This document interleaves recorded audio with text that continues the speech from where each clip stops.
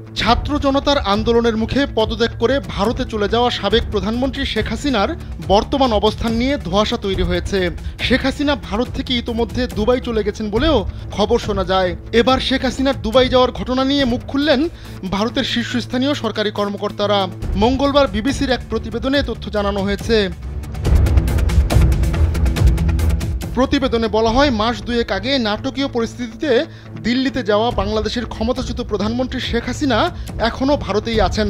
তিনি দিল্লি ছেড়ে মধ্যপ্রাচ্যের কোনো দেশে চলে গেছেন, এ জাতীয় সব খবরকে ভিত্তিহীন বলে উড়িয়ে দিয়েছেন ভারতের শীর্ষ কর্মকর্তারা।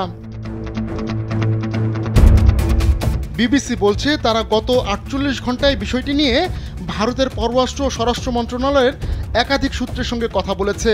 ২৫০টিরও বেশি ডিজাইন অপশন নিয়ে ওয়ালটন স্মার্ট ফ্রিজ, বোঝে আপনার প্রয়োজন।